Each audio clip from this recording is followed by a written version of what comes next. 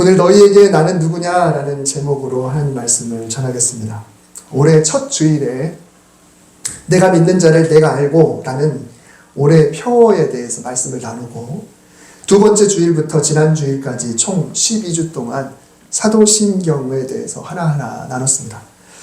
저와 여러분의 지식과 그리고 신앙과 삶에 도움이 되었기를 바라고, 종종 이제 유튜브에 있으니까 그거 보시면서 한 번씩 복습하시면서 이렇게 말씀을 계속해서 묵상할 수 있으면 좋겠다는 생각이 듭니다. 다음 주일은 종려 주일입니다. 예수님께서 십자가에 달리시기 위해서 예루살렘 성에 마지막 들어가시는 날을 기념하는 주일입니다. 그리고 그날을 고난주일이라고도 이야기를 하지요. 오늘과 다음 주는 고난에 대한 말씀을 나누겠습니다. 물론 우리가 고난에 대해서 안 들어본 말씀이 어디 있겠습니까? 이미 성경에 엄청나게 많이 나오고 우리가 계속해서 듣기 때문에 늘 그 본문이지만, 그러나 말씀은 늘 새롭게 우리에게 다가옵니다. 이미 기록되어진 말씀이지만 읽을 때 느낌이 다르고, 또 묵상할 때 느낌이 다르고, 설교를 들을 때 또 느낌이 다르죠. 오늘 하나님께서 어떻게 말을 걸어오실지 기대하면서 말씀을 들을 때 하나님께서 예비하신 은혜가 임하실 줄 믿습니다. 사도신경 1주차 말씀에서 오늘 본문을 언급했었습니다.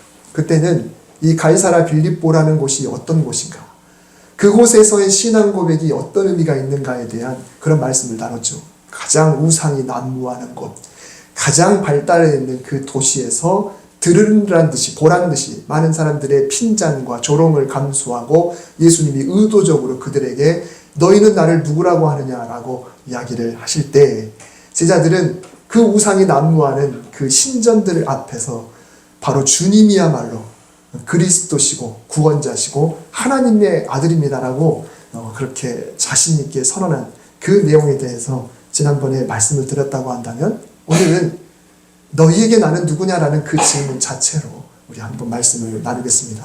사도신경은 사도들의 신앙 고백이자 그 정신이 오늘까지 이어져 오고 있어서 우리의 신앙 고백이기도 합니다. 그 최초의 고백이 바로 이 베드로의 고백입니다. 예수님은 언젠가 마지막 사명을 감당하시려고 예루살렘으로 가셔야 된다는 것을 이미 알고 있습니다. 그런데 고민이 있습니다. 과연 예수님이 세상을 떠나시면 남아있는 제자들이 예수님의 뒤를 이어서 이제 교회를 이뤄나가고 복음을 전하고 온 세상에 그리스도를 선포해야 되는데, 과연 이들이 잘 세워나갈까? 이들이 과연 맡긴 사명을 잘 감당해낼까? 이들에게 과연 믿음이 있을까? 이들은 과연 잘 단합할까? 이게 예수님께서 고민이셨어요. 그래서 예루살렘이 다가올수록 제자들에게 넌지시 이런 걸 떠보는 질문들을 하시게 되죠. 그래서 오늘 두 가지 질문을 던지셨습니다. 사람들이 인자를 누구라 하느냐? 여기서 인자는 곧 당신을 말하죠. 사람들이 나를 누구라 하느냐? 그리고 너희는 나를 누구라 하느냐? 우리가 시험지를 받았다고 하면은 이 문제가 이렇습니다. 1번 문제는 예수에 대한 사회적인 견해를 쓰시오. 2번 예수에 대한 개인적인 견해를 쓰시오. 여러분, 이거는 전혀 다른 질문이죠. 사회적으로 객관적으로 세상 사람들이 뭐라고 하는지, 이게 1번이고, 두 번째는 내가 생각해서 그럼 예수님은 나한테 누굴까? 라는 것을 쓰는 건데, 이게 사실 쉽지는 않습니다. 봄이 됐지만 올해 유난히 겨울이 참 발목을 오랫동안 잡은 것 같아요. 안 보내고 싶은가 봐요. 끝까지. 그래서 막 눈도 마지막까지 내리고 그랬죠. 그래도 이제 드디어 봄이 되었습니다. 봄은 봄이에요. 이제는 아침 기온이 드디어 화분을 밖으로 내놓을 수 있는 기온이 됐습니다. 제가 듣기로는 아침 기온이 4도가 넘어가야 그때 화분을 내놓으라고 그렇게 이야기를 하더라고요. 그래서 얘네 겨울 잘 보냈어요. 올해 제일 잘 보낸 것 같아요. 그래서 이제 밖에 나가서 이제 때 앞에서 좀 혹사를 당하겠지만 그래도 좀 불쌍하니까 좀 뒀다가 좀 내놓으려고 합니다. 그동안 우리 교회가 제가 부임하고 이제 3년 반 정도 돼가고 있죠. 내실을 기해 왔습니다. 그리고 교회를 알리는 일은 크게 하지 않았어요. 그냥 가꾸는 걸로. 그리고 칼갈이 봉사. 그래도 오고 가는 동네 사람들이 다 보고 있다고 생각을 합니다. 우리 교회를 알고 있고, 정말 지나가다 한 번도 얘기 안 해봤지만 그분들과 우연히 얘기를 하게 되면 그분들은 더 잘 알고 있더라고요. 교회가 이렇게 변했고 어쩌고 그런 이야기들을 저는 그걸 한 번도 본 적 없는데 가끔 그런 이야기들을 하세요. 하지만 여전히 골목만 넘어가면 아마 우리 교회를 아는 사람이 별로 없을 거라고 생각을 합니다. 이제 슬슬 교회를 더 알리는 일을 시작하려고 생각하고 있습니다. 이걸 소위 전도라고 하는데 그 전도의 방법은 다르겠지만 어떤 방법으로 하는 것이 좋을지 저도 고민하고 여러분도 함께 고민하면서 그렇게 점점 더 우리 지경을 넓힐 수 있었으면 좋겠다는 생각을 해봅니다. 전도 이야기 나오면 사실 우리가 좀 스트레스를 받습니다. 직접 전도에 뛰어들다 보면 예수님께서 하신 첫 번째 질문의 대답을 자주 듣게 돼요. 사람들이 교회에 대해서 그리고 하나님에 대해서 예수 믿는 사람들에 대해서 무엇이라고 하느냐 그 대답을 사람들에게 많이 듣게 됩니다. 예수님 당시의 사람들은 예수님에 대해서 그래도 그나마 좀 좋게 생각했던 것 같아요. 그래서 혹시 세례 요한이 얼마 전에 활동했던 세례 요한이 헤롯에게 죽었는데 환생한 거 아니요? 구약의 엘리야 선지자가 다시 오신 거 아니요? 아니면 예레미야 선지자인가? 둘 다 아니면 어떤 선지자가 다시 부활한 거 아닌가? 이런 이야기를 했습니다. 여러분 이 정도 대답은 그래도 긍정적입니다. 그래도 이분이 선지자답다라는 그런 거죠.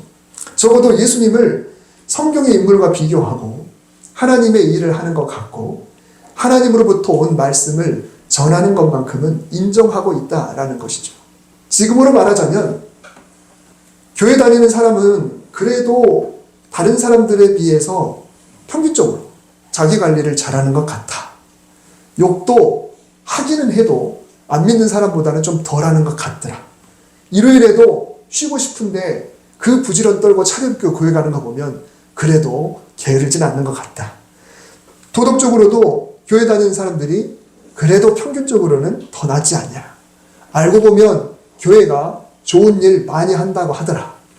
교회가 우리 지역에 얼마나 많이 좋은 일을 하느냐. 이런 식의 대답은 참 긍정적입니다. 전도하는데 누군가 그런 이야기 해주면 할만 나죠.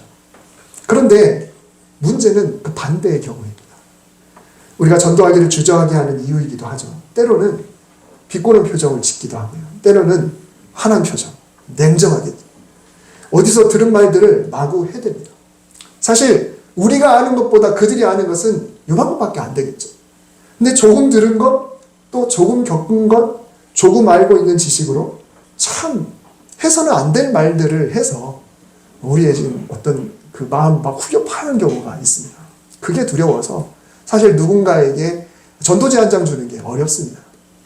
그런데요, 교회에서 하나님에 대해 들은 말, 성경을 읽으면서 알게 된 진리들과 비교해 볼 때 우리는 TV나 유튜브 이런 영상 매체를 통해서 듣는 말에 훨씬 더 영향을 많이 받습니다. 거기에 훨씬 더 많이 흔들려요. 교회에서 목회자나 혹은 신앙의 선배들 그리고 주일학교를 거치셨던 분들은 주일학교 선생님들이 오랫동안 말씀을 해오셔서 그걸 들었음에도 불구하고 친한 친구의 한마디에 훨씬 크게 영향을 받고요. 성경을 진리로 알고 있었는데 그동안 전혀 의심하지 않았는데 소설 한 권 때문에 흔들리죠. 다큐멘터리 프로그램 하나 보고 흔들려 버립니다. 기사 한 줄 때문에 신앙이 흔들려 버려요. 사람들은 그렇게 말합니다. 아니 사람들은 그렇게밖에 말할 수밖에 없어요. 그것은 예언된 수순입니다. 세상은 점점 더 기독교를 압박할 것이고 조롱하고 핍박하고 계속해서 흉을 볼 것이고 그 수위가 점점 더 높아지게 될 것입니다. 여러분 부부는 사랑으로 맺어진 사이라고 하죠. 정이라는 말도 나중에 세월이 흘리면 사랑보다 정이라는데 정이라는 한자 자체도 사랑이지 않습니까?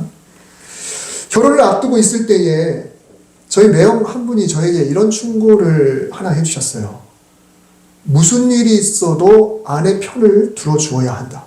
남의 편 말고 아내를 위한 방패가 되어야 한다. 아주 오래됐지만 제가 그 말을 기억하고 있습니다. 나 하나 보고 인생을 선택했는데 남아서 편을 들어주지 않는다면 어떻게 될 것인가? 온통 유언비어와 루머와 악소문이 떠들고 있을 때 억울한 아내가 혹은 남편이 이렇게 질문하죠. 당신은 나 믿지? 여러분 지금 예수님께서 그런 질문을 하고 계시는 거예요. 세상 사람들이 뭐라고 하는지 그게 중요한 게 아니라 너희들은 나를 어떻게 생각하니? 그 질문을 지금 던지고 있습니다. 예수님께서는 두 가지 질문을 하셨지만 사실은 첫 번째 대답에는 전혀 관심이 없으세요. 사람들은 무엇이라고 하느냐? 친구들은 무엇이라고 하느냐? TV는, 언론은, 책은, 가족은, 믿지 않는 사람들은 뭐라고 하느냐? 이거는 관심 없어요. 왜요? 그것은 당연히 안 좋을 거니까. 당연히. 두 번째 질문, 그러면 너희는 나를 누구라 하느냐? 너희는 나를 누구라고 생각하느냐? 너는 나를 믿지? 너는 나를 알지? 이게 바로 지금 예수님의 마음인데, 예수님이 그냥 딱 고개 꼿꼿하게 이렇게 세우면서 너희는 나를 누구라 하느냐? 모르겠습니다. 그 현장에 제가 없었으니까 그 어조가 무엇인지 모르지만 이제 주님은 곧 십자가에 달려 돌아가셔야 되니까 마치 세상을 떠날 날을 얼마 앞둔 우리 사랑하는 사람이 당신은 나를 어떻게 생각해? 라고 하는 거, 그 질문처럼 예수님은 지금 그 말씀을 하고 계시는 거예요. 하나님은 바로 우리가 어떻게 생각하는지에 관심이 있으세요. 그리고 숫자가 아무리 많더라도 믿지 않는 이들의 말을 통해서 일하지 않으십니다.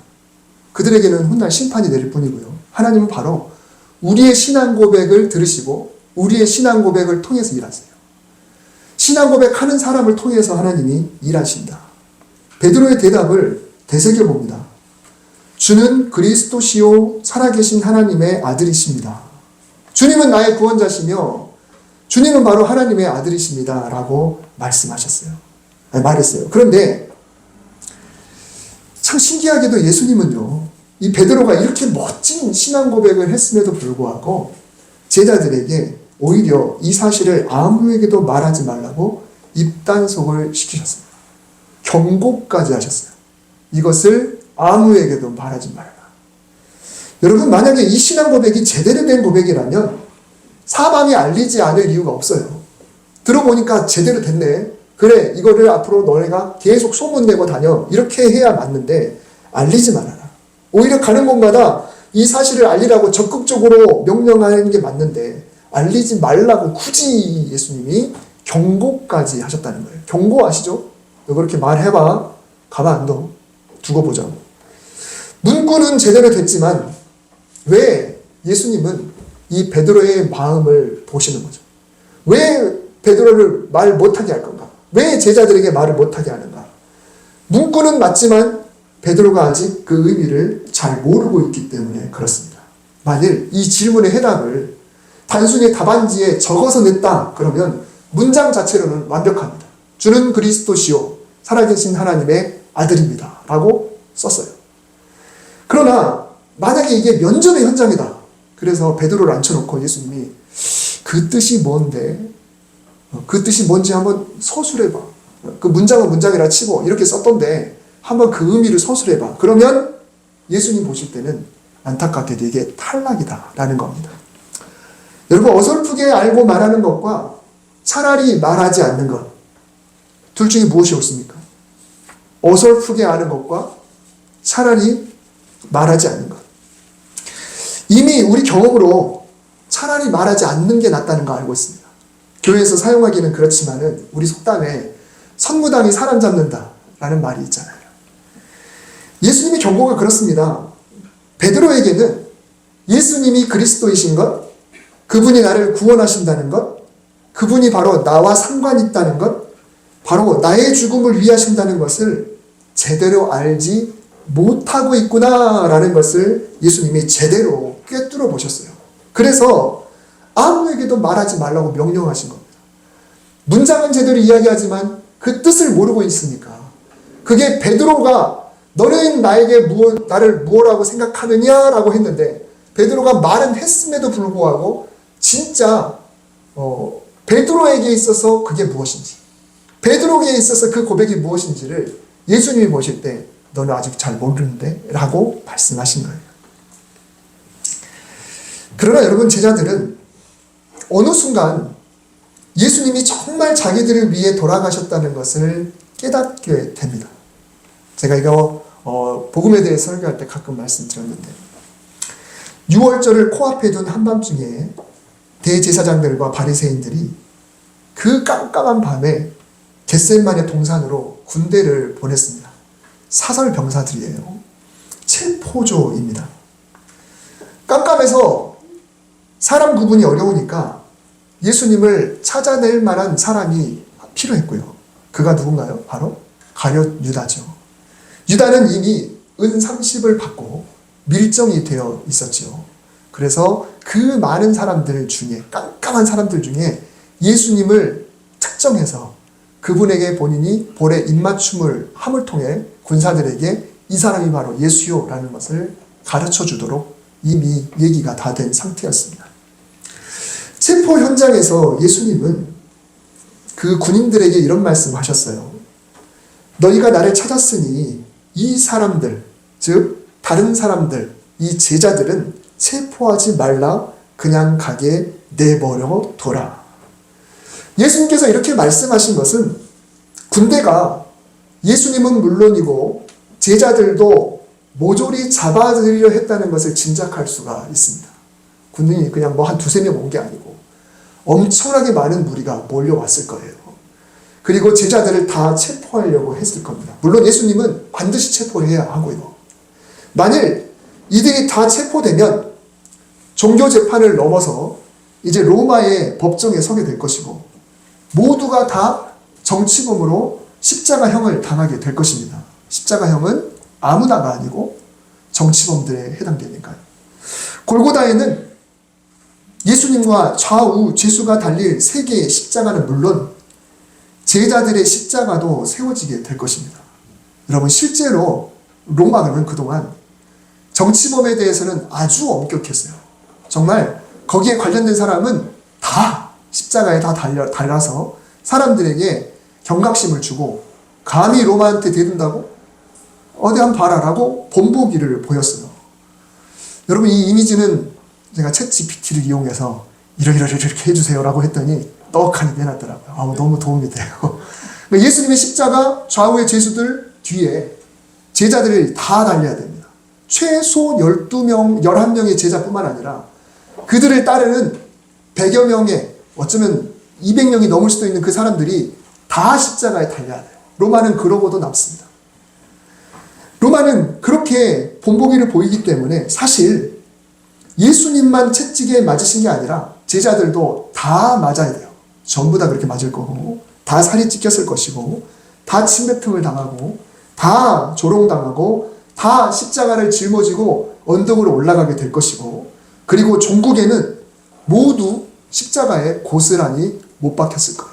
말 그대로 이 골고다 언덕 위는 십자가의 시체들의 핏방울이 완전히 그냥 흥건히 다 적시고 까마귀들이 다 달라들게 될 것이고, 이 시체를 처리하기 위해서 엄청난 수고를 해야 될 텐데 그것을 로마는 충분히 기뻐해요.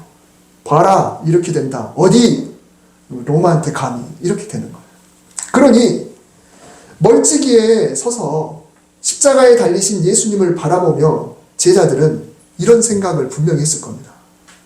나도 저기에 있었을 텐데, 나도 저기서 고통의 시름을 쏟아냈어야 했는데, 나도 저기서 피를 흘렸을 텐데, 나도 죽었을 텐데, 예수님이 혼자 우리 몫을 다 짊어지고 당신이 혼자 다 감당하겠으니 나머지 제자들, 나머지 사람들은 다 갈 수 있도록 해주시오라고 하는 그 말이 얼마나 소중한 말인가를 그들이 거기서 느끼고 있는 거예요. 예수님이 그렇게 안 하셨다고 한다면 우리도 지금 저 현장에 지금 저기에 있을 텐데, 그 밑에 있는 우리 가족들 다 그 밑에서 다 엉엉 울고 있을 텐데, 지금 예수님이 나를 대신해서, 우리를 대신해서 우리의 죄 몫을 지고 다 짊어지고 돌아가셨구나. 여러분, 이제 예수님의 질문으로 되돌아가 보겠습니다. 너희에게 나는 누구냐? 예수님의 십자가 사건 전에는 단순히 구약에 예언된 그 내용, 기록된 문장, 객관적인 사실로서 주는 그리스도십니다, 주는 구원자십니다 라고 대답했지만, 십자가 사건을 겪은 후에 주는 구원자이십니다 라고 말할 때는 완전히 다른 거예요. 그전에는 그냥 구원자인가 보다, 메시아인가 보다, 그냥 그렇게 성경에 예언된 대로 그렇게 생각했는데 실제로 예수님이 십자가 달려 돌아가시고 나니 그분이 진짜 내 목숨값을 하셨구나. 그분이 진짜 나를 위해서 돌아가셨구나. 저분이 죽어서 내가 살았구나. 나도 십자가형인데 내가 죽지 않게 됐구나. 정말 그분이 나를 위해서 죽으신 분이시구나. 정말 생명의 은인이구나. 그분 때문에 내가 이 삶을 계속 이어갈 수 있구나. 그분이야말로 진정한 구원자이구나. 주는 그리스도시요라는 말의 개념이 완전히 다른 거죠. 똑같은 문장이지만 그 의미가 완전히 다른 겁니다. 베드로를 비롯한 제자들이 주는 그리스도십니다. 주는 나의 구원자이십니다. 주는 나를 구원하시려고 나를 살리시려고 십자가에 달려 돌아가셨습니다. 라는 이 고백이 나와 상관있는 고백이다라는 것을 그 현장에서 했을 거고요. 더 나아가 그 고백이 단순히 지금 나만의 육신을 위한 것이 아니고 내 영혼까지 지옥 형벌로부터 건져주신 위대한 사건이었습니다. 라는 것. 또 나뿐만 아니라 온 인류의 영혼까지 살려주신 위대한 사건이었습니다. 라고 고백하는 데 걸린 시간이 약 2개월 정도 됐습니다. 주님 돌아가신 6월절, 그리고 유대인의 그 다음 절기가 바로 77절이죠. 77에 49일이 지나서 50일째 되는 날이 바로 오순절 77절이 됩니다. 이때 마가의 다락방에서 기도하는 가운데 성령의 체험을 하게 돼요. 성령의 체험을 하고 나니까 제자들의 영안이 열리면서 예수님의 십자가 죽음이 단순히 지금 내 목숨값 정도가 아니라는 것을 알게 된 거예요. 성령이 와서 내 안에 들어와셔서 내 영을 깨우치니까 그 사건이 아주 상징적인 사건이었구나. 단순히 우리에게는 목숨이지만 그러나 그게 영혼까지 책임지는, 온 인류의 영혼까지 책임지는 놀라운 사건이었구나. 그리고 그분의 부활이 결국 우리를 부활로 이끄는 그런 놀라운 사건이었구나라는 것까지 정확히 깨달아졌어요. 그래서 사도행전 2장 마가의 다락방에서 성령을 체험한 후에 베드로가 설교를 하죠. 그전에는 베드로도 모르겠습니다. 진짜 무식했는지는 모르겠지만 저는 그렇게 생각하지 않아요. 베드로도 경건한 사람이었기 때문에 경건하다라고 표현할 때는 이미 율법을 알고 있는 사람이거든요. 그런데 베드로의 설교를 보면 예수님의 그 죽으심이 단순히 내 목숨, 내 육신의 목숨만이 아니라 내 영혼까지 해결하는 그런 놀라운 사건이라는 것, 예수님이 그런 구원자라는 것이 그 설교를 통해 나오게 됩니다. 그 전과 후의 베드로의 모습은 완전히 달라요. 하나님께서 성경을 우리에게 주시죠. 그것은 그때 그 제자들이 바로 지금의 우리라는 것을 지금 알려주시는 거예요. 그냥 성경에서 다윗이 그랬나 보다. 요셉이 그랬나 보다. 엘리야가 그랬나 보다. 그게 아니에요. 그 안에 바로 내가 있다는 거거든요. 바로 내가 그 안에 있습니다. 하나님은 그 속에서 나를 보라는 거예요. 그러니 제자들만의 체험이 아니라 바로 저와 여러분이 성령을 체험하면 똑같은 역사가 나타난다는 것을 보여주고 있습니다. 그들 속에 바로 우리가 있어요. 그들이 십자가 밑에서 바라보던 그 감격, 그 고마움, 그 미안함, 그 존경과 감사가 바로 저와 여러분의 감정이어야 된다는 것입니다. 더 나아가 성령께서 우리 안에 들어오셔서 마음을 만져주실 때 오순절 그 자리에 있었던 제자들의 깨달음 역시 바로 우리의 깨달음이 되는 겁니다. 그래서 지금 우리가 구원의 확신이 있고 예수 그리스도께서 내 영혼을 감당하셨다는 것, 그분 때문에 우리가 천국에 갈 수 있다는 확신이 있다는 것은 곧 성령이 내 안에서 그 제자들과 같이 똑같이 만져주셨다라는 것을 보여주는 것입니다. 예수님은 내 영혼까지 구원하기 위해 십자가에 달려 돌아가셨구나. 어떻게 그 먼 제자들이 내가 될 수 있습니까? 첫째는 한 분 하나님이기 때문에, 그 성령님이 지금도 동일한 성령님이기 때문에 그렇습니다. 두 번째는 바로 성만찬을 통해서 그게 같이 이루어지는 거예요. 성만찬은 뭔가요? 예수님이 찢기신 살과 피를 먹고 마심으로 그분의 찢기심이 사실은 내 찢김이었습니다라는 것을 인정하는 거죠. 그래서 제자들은 초대교회 때 그 성만찬 하면서 그 떡과 포도주를 먹고 마시면서 주님이 찢기신 살, 사실 내가 찢겨야 되는데, 주님이 흘리신 피, 사실은 내가 흘려야 될 피인데, 이것을 내가 받아들임으로 하나가 되는 의식을 행했어요. 그들은 진짜 그 감격이 엄청났을 겁니다. 마치 무협지라든가 옛날 그런 소설 같은 거 보면, 영화 같은 거 보면 사람이 다 이렇게 깨물어가지고 한 그 대접에다가 자기 피를 다 떨어뜨려가지고 그 피를, 섞인 피를 서로 마심을 통해서 우리는 한 피입니다, 한 형제입니다, 혈맹이라고 그러죠. 그런 것처럼 우리가 성만찬을 통해서 그때 제자들과 우리가 하나예요. 그때 그 먼 과거에 그들이 겪었던 그 공동체가 겪었던 게 바로 우리예요. 우리는 다 한 피 바다 한 몸임을 이룬 형제와 자매들. 우리 찬송가에 나오죠. 한 피 바다 한 몸, 형제와 자매들입니다. 그래서 그 감격이 우리의 감격이 되고 그들의 경험이 우리의 것이 되는 거죠. 이 십자가 밑에 있었던 그들만이 아니라 바로 우리가 거기에 있는 거예요. 그 예수님은 우리의 육신을, 우리의 영혼을 위해 십자가에서 피를 흘리셨고, 그래서 그분의 죽으심이 바로 나의 죽음이고 반대로 그분의 부활하심이 나의 부활이 되는 것입니다. 예수님의 죽으심이 나와 상관이 있다는 것을 가슴 절절히 알지 못하고는 예수님을 제대로 전할 수가 없습니다. 물론 교회를 알린다라는 단순한 작은 의미에서 전도는 누구나 할 수 있어요. 이제 막 말을 배운 꼬마도 우리 교회 나오세요 라는 말 얼마든지 할 수 있습니다.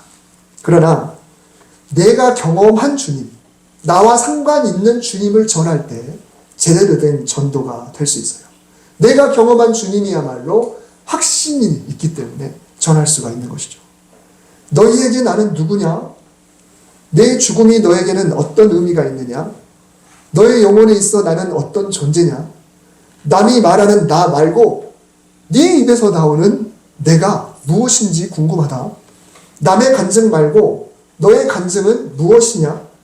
남과 나와의 추억 말고 너와 나와의 추억은 무엇이냐? 예수님은 지금 베드로를 통해 우리에게 질문하시고 그 대답을 요구하고 계시는 겁니다.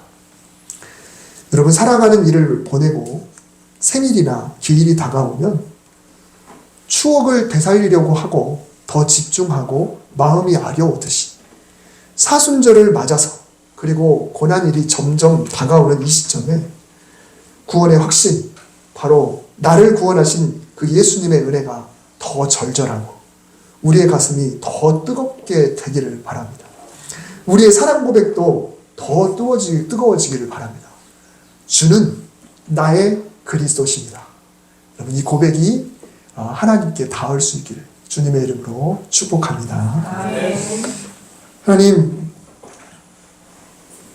그때 예수님 돌아가심이 바로 내 죄를 위한 것이라는 것, 주님의 찢기심이 바로 십자가 아래 나를 위한 것이라는 것, 오늘 그 의미를 되새기면서 감사가 넘치는, 그리고 더 주님을 향해서 나아가기를 바라는 우리 모두가 될 수 있도록 인도해 주시옵소서. 주님, 구원의 확신을 가지고 나의 주, 나의 하나님, 나의 그리스도, 나의 성령님, 이 확신이 우리 입술을 통해 퍼져나갈 때 성령님께서 그 말에 능력을 실어주셔서 내 말을 듣는 믿지 않는 이들의 영혼을 흔들어 주실 줄 믿습니다. 하나님, 그렇게 쓰임받는 우리가 되게 하여 주시옵소서. 예수님의 이름으로 기도드립니다. 아멘.